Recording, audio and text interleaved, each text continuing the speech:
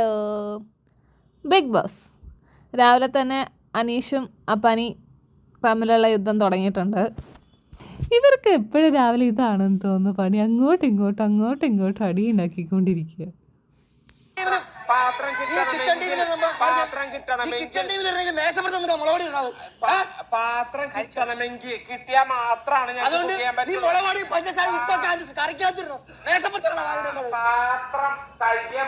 എനിക്ക് തോന്നുന്നു രാത്രിയിലുള്ള നെവിൻ്റെ ഭക്ഷണം കഴിപ്പുണ്ടല്ലോ, അതാണെന്ന് തോന്നുന്നു ഈ മേശപ്പുറത്തൊക്കെ കാണുന്ന ഈ മുളക് പൊടി, ഉപ്പും പഞ്ചസാരയും ഒക്കെ. കിച്ചൺ ടീമിന് അത് പ്രിപ്പയർ ചെയ്യാനായിട്ട് പറ്റുള്ളൂ.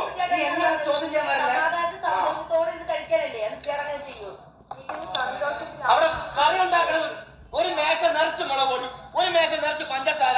നീയൊക്കെ മേശയിലുള്ള കറി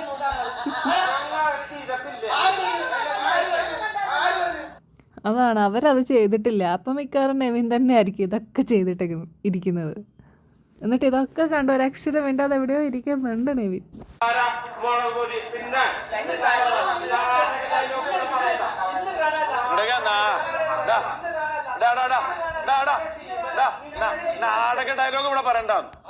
അതിൻ്റെ ഇടയിൽ കൂടെ ഷാനവാസൊക്കെ പണിയാൻ നോക്കുന്നില്ലേ എന്ന് എനിക്കൊരു സംശയം ഇല്ലാതില്ല ഈ ഒരു ഡയലോഗൊക്കെ കേൾക്കുമ്പോൾ. ഇതാണ് എന്റെ പ്രശ്നം.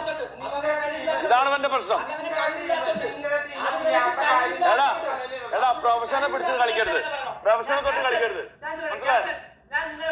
നാടക ഡയലോഗ് ഇവിടെ പറയുന്നത് അങ്ങനെ പ്രൊഫഷനെ തൊട്ട് കളിച്ചതല്ല, ഒരു ഫ്ലോയിൽ അവർ പറയുന്ന രീതി കേട്ടിട്ട് പറഞ്ഞതായിരിക്കണം നാടക ഡയലോഗ് ഇവിടെ പറയണ്ടെന്നുള്ളത്.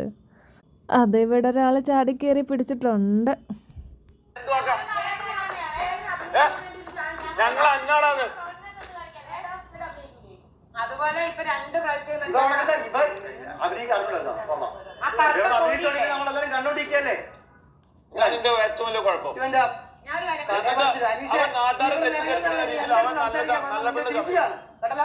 എഴുതി വെച്ചോ നിന്റെ ഡിഗ്രി. ഇന്നലെ നീ അവിടെ കിടന്ന് കാണിച്ച ഒരു വൃത്തിയായിട്ട് സ്വഭാവം ഉണ്ടല്ലോ.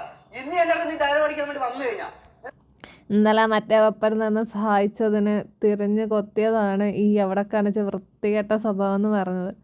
അതെനിക്കും തോന്നി. കാരണം അവർ കഷ്ടപ്പെട്ട് ഓരോന്ന് ചെയ്ത് കൊടുത്തിട്ട് ഞാൻ ഇവർ ചെയ്തതിൽ സാറ്റിസ്ഫൈഡ് അല്ല ബിഗ് ബോസ് എന്ന് പറഞ്ഞു കഴിയുമ്പം സ്വാഭാവികമായിട്ട് ആർക്കായാലും ദേഷ്യം വരും. അതിപ്പോൾ എനിക്കാണെങ്കിലും ദേഷ്യം വരും.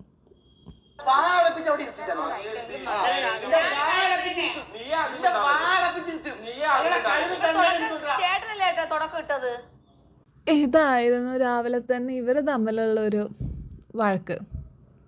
അതിന് പിറകെ വേറൊരു വഴക്ക് കൂടെ നടന്നിട്ടുണ്ട്. അത് ഞാൻ അടുത്ത വീഡിയോയിൽ പറയാം. ടാറ്റാ.